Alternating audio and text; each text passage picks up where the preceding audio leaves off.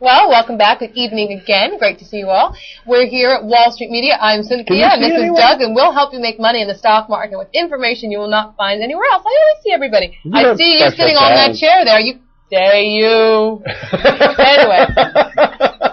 What? I see it. Oh, my goodness. You're unique. Anyway, John T. Killicone, CEO of Micris Endovascular, or how cute, MEND, talks about the company's prolific product output over the last 24 months, more than all of its competitors' output combined in that time, and their continued technological advancements of coils. And we have a clip from that. Let's take a look. Let's do it, Mike. From a competitive standpoint, we have four main competitors. A lot of information on these slides. I guess the biggest takeaway for us, Boston Scientific, Cordis, Terumo, and EV3 are all primarily coronary focused.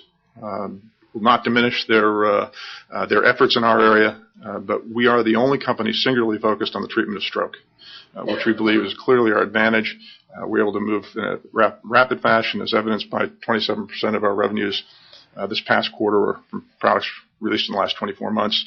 We have introduced more new products in the last 24 months than all of these companies combined.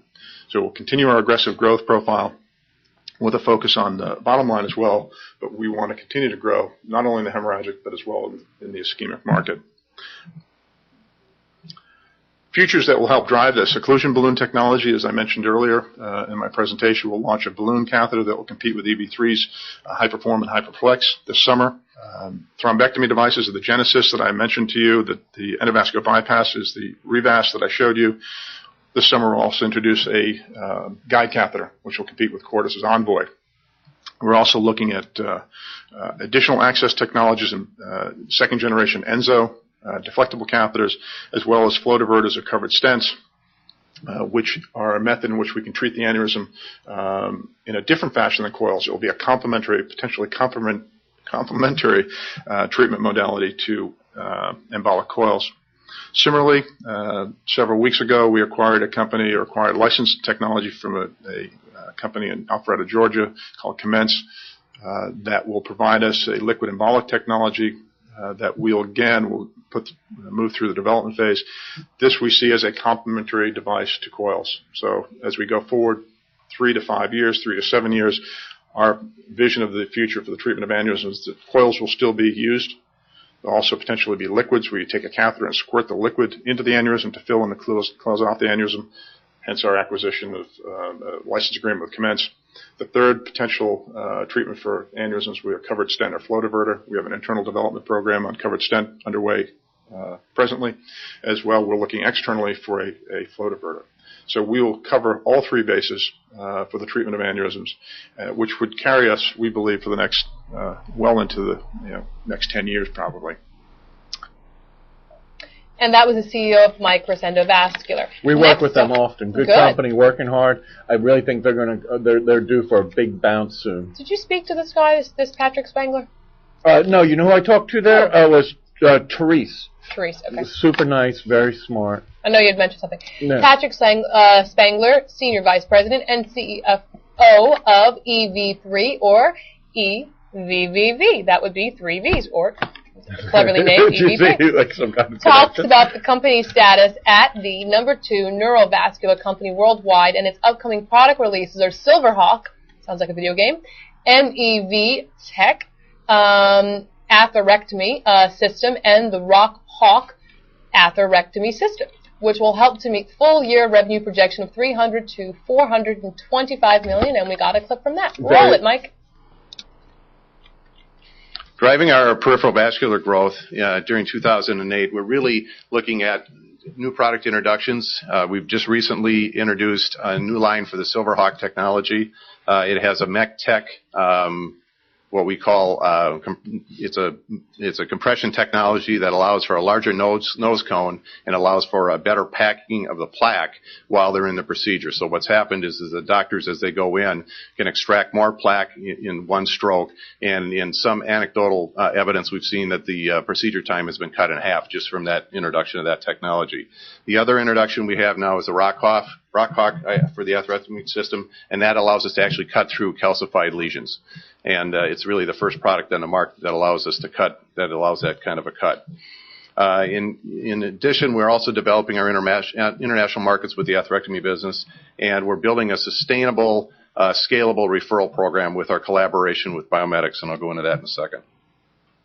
From a neurovascular opportunity, we're the number 2 player worldwide.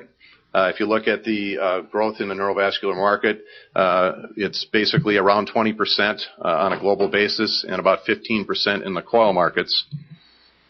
And driving our neurovascular growth this year has been the introduction of the Axiom coil. It's a new coil for us. It's a detachable coil with an instant detachment system, and we also lead with our products, with our liquid embolic products, or Onyx, which is the only approved liquid embolic on the market today. I like this company. I may add them. Follow it on covestor.com for free. I like them. They have smart people. It was Karen that I talked to. Karen Broderick. What happened to Therese? I think I broke up with her. It was Karen. Right. Smart, nice. I like this company, and I'm really thinking about adding them. Follow on covestor.com, and you can see that I do. Out of the ones that we're doing today, I'm definitely buying some more. Good. You get me all wound up with these. You say, oh, look, he's going to cure this. This money's just falling out of your pocket. You got to buy up some stocks. You don't know what to do with it. It's a good thing. You're stock addicted. Friends, stock addicted. Right. Yeah. Anyway, let's get over to Richard Michelson, CFO of Life Sciences Research, or ticker LSR. Discusses the competitive landscape and why LSR, which is the acronym for Life Sciences Research, is different from their competitor. He also talks about his research locations, 2 in the UK and 1 in the US. It's the acronym and the ticker. I was just showing that they are synonymous. Can you imagine? Let's just roll the clip. They're by Princeton and they're by London. How cool are these guys? I like Princeton and London. Are you still getting that, Mike? You still getting us? I was just about to tell him he was too late, but I saw Mike standing there. He can't fool the And I was smiling like we were rolling a clip. Roll the clip. The current market for preclinical outsourcing is led by 3 public global full-service providers, Covance, Charles River, and Life Sciences Research, who together comprise almost half of the outsource market. About half of the remainder is 6 to 8 mid-tier companies, and the remainder are dozens of small niche providers who provide some services. But what most differentiates the top-tier players is their focus on big pharma. And that's possible and practical because of the global footprint, making it convenient for them to have their studies performed in a location convenient to wherever their development labs are around the world. But even more significant to that convenience factor is the deep experience and breadth of experience and capability across the full spectrum of services that might be needed to satisfy the regulatory requirements and testing needs that are dictated by the specific molecules that they're choosing to focus on now. That full service provider is sort of a pretty powerful concept in this industry. Looking more closely at LSR, we're proud to be one of those leading non-clinical CROs with over half of our sales from big pharma. The studies we perform last anywhere from a few weeks to 3 years. And so we build a significant backlog standing at $196 million at the end of our first quarter. Around 3/4 of that backlog will be expected to convert to the revenues over the next 12 months. And as you can see from these next few slides, we're a global CRO with around 1,600 employees and almost $240 million in revenues. We maintain sales offices around the world, virtually any place the proprietary new drugs are being developed. And we perform these studies in about 800,000 square feet of purpose-built facilities. In the United Kingdom, we're about an hour north of London.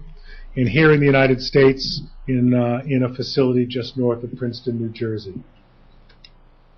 And that was a clip from LSR, Life Sciences Research. So anyway, you can find us here every day at Wall Street Media. You can find our ticker at you can find our ticker. You can find our ticker inside our chests. But if you'd like to find us on the internet, you can go to WSMCO.com. You can click on the feedback that's down below. If you want to follow the FBR conference that we've been giving to you today, the filtered, pertinent information that we like to give you. Yes, you can get it at WSW.com/webcast/FBR21. And what we did for you today, as we always say, and I always try to clarify, is that we got the most pertinent information that we could possibly find in all of these speeches and the whole entire conference, and we give it to you who can become the educated investor. Thanks so much. We'll see you again soon. Have a great evening. Feedback. I said feedback before. You guys missed it. You just breeze through it, though. I breezed through it. This matters. I'm trying to steal a job from the Matchbox guy. You got who's the Matchbox? Matchbox guy. And Matchbox. Remember that guy used to be really, really fast in Matchbox cars? No. There's the guy on there. Anyway, please click below, leave feedback. If you own the stocks, click and tell us why you own them, what you like about them. I was just going to say that. You are? Let's if you see a stock, if you hear one of the stocks on the show that you own, please let us know what you think of them, how long you've been with them, where you think it's going. Let us know what you think. Also, let us know what you think about Doug, if he should stay, if he should go. Let me know if you think we should cut his hair, dye it, whatever. Let us know. Anyway, thanks so much. Have a great evening.